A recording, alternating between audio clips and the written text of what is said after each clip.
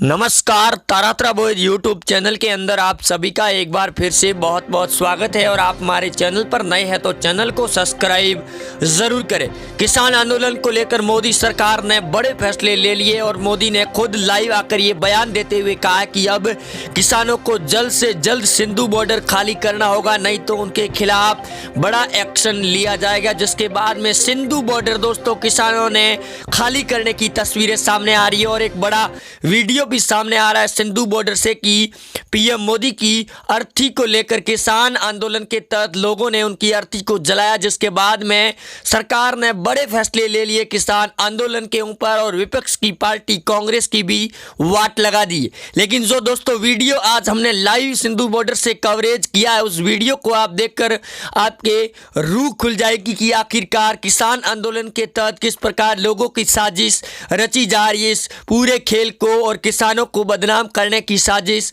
रची जा रही है। हालांकि उस वीडियो के तौर पर यह साफ तौर पर दिखाई दे रहा है कि भारत के किसान मोदी सरकार के साथ में खड़े हैं, तो कुछ ऐसे भी विपक्षी खालिस्तानी के लोग इस खेल के अंदर ऑपरेट कर रहे हैं जो लगातार इसको और किसानों को भड़काने की कोशिश कर रही है। लेकिन दोस्तों तस्वीरें जो बड़ी सामने आई है आज किसान आंदोलन की, उसके अंदर किसानों के द्वारा बनाई गई कमेटी के सदस्यों ने किसान आंदोलन को खत्म करने का ऐलान कर दिया कि अब दिल्ली से अन्नदाता वापस लौटेगा अपने घरों की ओर। सिंधु बॉर्डर से सड़कें खाली होने के फुटेज भी सामने आ रहे हैं और बड़ी कवरेज के साथ में हम वीडियो आपको आगे दिखाने वाले कि किस प्रकार से कांग्रेसियों के भी बयान लिए गए कि उन्होंने किस प्रकार से बयान दिया है सरकार को लेकर, क्योंकि हाल ही में कांग्रेस पर भी कई बड़े सवाल उठ रहे हैं इस किसान आंदोलन को लेकर। दूसरी ओर अरविंद केजरीवाल दिल्ली के सीएम ने सिंधु बॉर्डर पर किसानों के साथ मुलाकात की, उसके बाद में उनको भी नजरबंद कर दिया गया। जिसके बाद में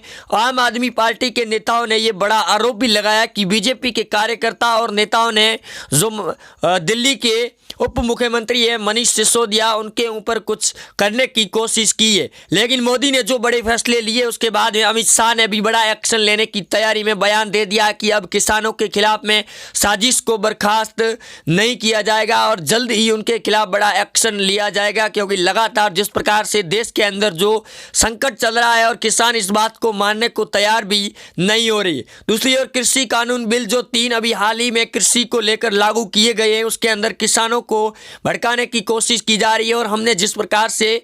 वीडियो शूट किए उसके अंदर किसानों को इस बात का पता भी नहीं है कि आखिरकार उन बिलों के अंदर है भी क्या, क्योंकि जिस प्रकार से एनआरसी और सीएए का जो प्रदर्शन देखने को मिला था दिल्ली के शाहीन बाग में, और वहाँ भी कुछ ऐसे भी लोगों के ओपिनियन सामने आए थे कि उनको पता भी नहीं है और उनको ज़बरदस्ती इसके अंदर लाया गया है। वही दिल्ली के इस बॉर्डर के अंदर किसानों की लगातार ये दावा किया जा रहा है कि जल्द ही बड़ा एक्शन लेंगे, लेकिन जो सिंधु बॉर्डर से फोटो सामने आ रहे हैं और दिल्ली के आंदोलन खत्म करने की बातें सामने आ रही है और इसको खत्म करने की ओर बढ़ रही है। दूसरी ओर पंजाब के सांसद सनी देओल के बयानों के बाद में अब पंजाब के सीएम अमरिंदर सिंह ने भी बड़ा फैसला ले लिया किसानों को वापस बुलाने का, अन्यथा उनके खिलाफ भी बड़ा एक्शन लेने की तैयारी में। वो भी जो देश के अंदर चल रहे संकट के तहत जो धाराएं लगाई गई है उसके तहत उनके ऊपर कार्रवाई करने की तैयारी में आदेश दे दिए गए हैं। लेकिन असदुद्दीन ओवैसी कांग्रेस पार्टियों की नींद हराम होने की वजह से वो लगातार लोगों को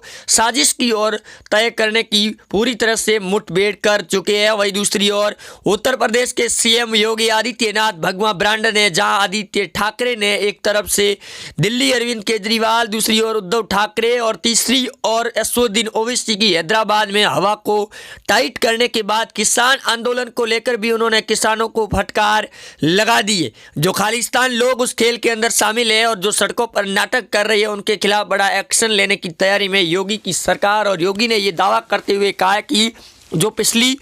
मोदी की सरकार आई है उस सरकार के बाद में किसानों को जितना फ़ायदा हुआ है उतना फ़ायदा कांग्रेसियों की पार्टी की नींद और रातों की हवा उड़ चुकी है। इसकी वजह से वो लगातार सरकार के खिलाफ कोई न कोई बड़ी साजिश करने की कोशिशें करते रहते हैं। लेकिन जहां असदुद्दीन ओवैसी एक तरफ से ये दावा कर रहे थे कि हैदराबाद उनका गढ़ है और इस गढ़ के अंदर आने की कोशिश भी ना करना, लेकिन उनको मुंह की खानी पड़ गई है। वहीं पश्चिमी बंगाल बंगाल की ममता बनर्जी और जेपी नड्डा के बीच में हुई इस भिड़ंत के बाद में लगातार ममता बनर्जी पर सवाल उठ रहे हैं और पश्चिमी बंगाल के मुख्य सचिव के साथ गृह मंत्री अमित शाह ने फोन पर बातचीत की है और जल्द ही जेपी नड्डा पर हुए इस आघात को लेकर उन्होंने पत्र और जांच के आदेश देते हुए रिपोर्ट मांगी है गृह मंत्री अमित शाह ने, जो सबसे बड़ी अपडेट सामने आ रही है। यहाँ तक कि एक बार फिर जेपी नड्डा ने जहां ममता बनर्जी को लेकर फटकार लगाई है कि इस बार ममता बनर्जी को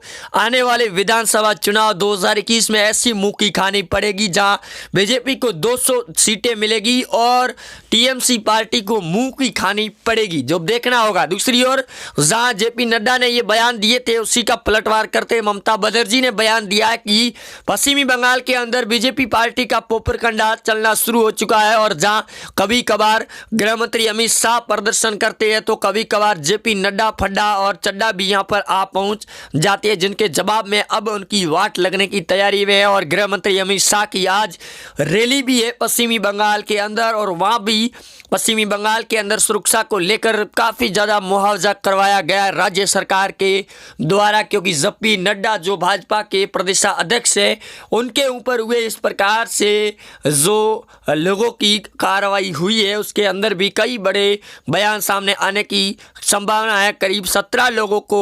एक्शन लेने की तैयारी में जुटी बीजेपी और जहां राज्य की सरकार ने बड़ा फैसला भी लिया है। लेकिन जो किसानों की आड़ में चल रहे इस प्रदर्शन का बेनकाब चेहरा कांग्रेसियों का खुलकर सामने आया है दोस्तों, उसका अब नामो निशान मिटने की कगार पर है। सुप्रीम कोर्ट ने भी बड़ा फैसला दे दिया है, लेकिन किसानों के द्वारा कुछ ऐसे भी असामाजिक बयान दिए जा रहे हैं कि एक बार जो अमेरिका के राष्ट्रपति थे डोनाल्ड ट्रंप, वो भी झूठ बोलते थे जिनको जनता ने उनको औकात दिखा दी और अब बारी है भारत के पीएम मोदी की। और जिस प्रकार से मोदी झूठ बोल रहे हैं उनके ऊपर भी अब किसानों की मेहरबानी हो गई, इस प्रकार से बयान दिए गए हैं। लेकिन मोदी सरकार ने जो किसानों के हित में जो कार्य किए हैं उसके बाद भी किसान इस बात का मानने को तैयार नहीं है कि उनको फायदा हो रहा है या फिर नुकसान। यहाँ तक कि उन्हें इस बात का भी पता नहीं है कि आखिरकार जो बिल, कृषि कानून बिल लाए गए हैं वो उनके संपर्क या सपोर्ट में है या फिर नहीं है, इसका भी उनको पता नहीं है। सीधे उनको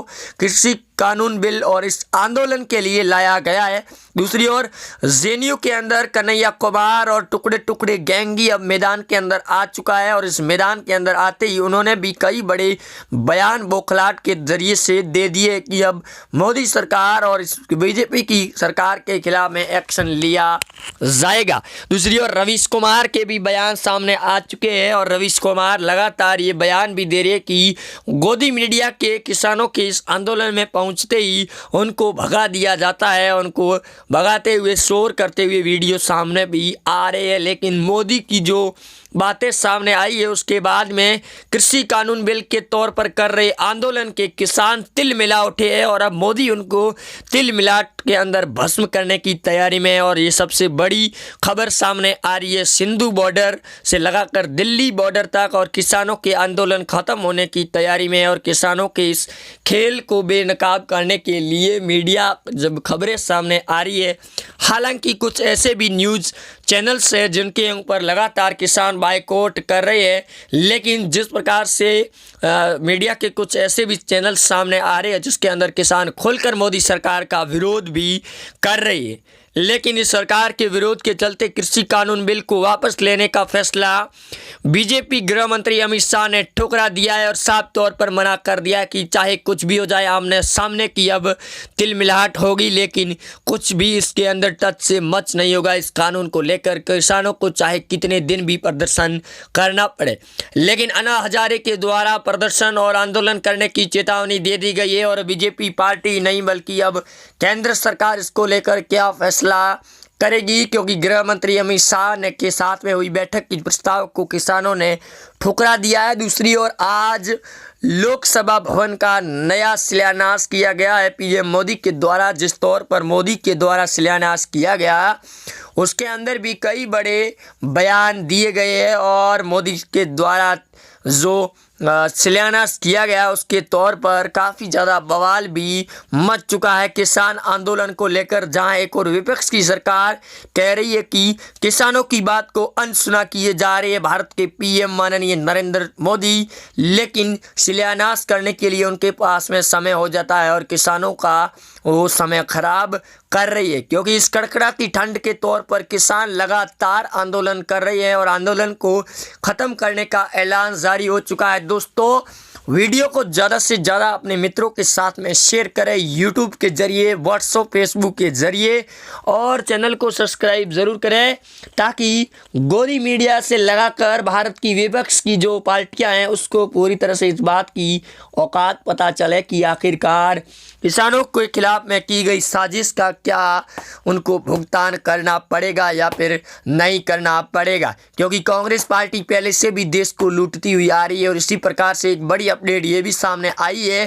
कि जम्मू कश्मीर के अंदर अगस्त 2019 के अंदर हटाई गई धारा 370 को वापस लाने की साजिश चीन के साथ में मिलकर गुप्कार कमेटी यानी कि कांग्रेस में वह मुफ्ती फारूक अब्दुल्ला से लगाकर कई बड़े नेताओं की एक कमेटी बनाई गई है जम्मू कश्मीर के अंदर, और फिर से इस धारा को गुप्त तरीके से वापस लाने की जो साजिश बेनकाब हुई है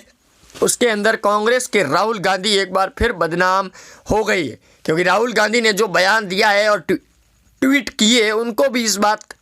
का पता नहीं है कि आखिरकार किसानों के तौर पर आंदोलन में चल क्या रहा है। लेकिन लगातार कांग्रेस इस मुद्दे पर अड़ी हुई है कि कृषि कानून बिल को वापस लेना होगा, लेकिन मोदी सरकार झुकने वाला ही नहीं है और राहुल गांधी ही नहीं बल्कि सोनिया गांधी के भी पुर्जे उड़ा दिए जाएंगे और हवा टाइट कर दी जाएगी। जिस प्रकार से महाराष्ट्र के अंदर बीएमसी के चुनाव भी होने वाले हैं, उससे पहले उद्धव ठाकरे और महाविकास आघाड़ी की सरकार की वाट लगाकर रख दी है भाजपा के पूर्व सीएम देवेंद्र फडणवीस के द्वारा। वहीं दोस्तों, लगातार आ रही अपडेट के साथ साथ में अब बड़ा ही उलटफेर होने की तैयारी में है और पीएम मोदी के द्वारा दिए गए बयानों के बाद और फैसलों के बाद में अब और नया बड़ा सामने आने की संभावना व्यक्त की जा रही है। दोस्तों, वीडियो को ज़्यादा से ज़्यादा शेयर करें अपने मित्रों के साथ। जय हिंद, वंदे मातरम।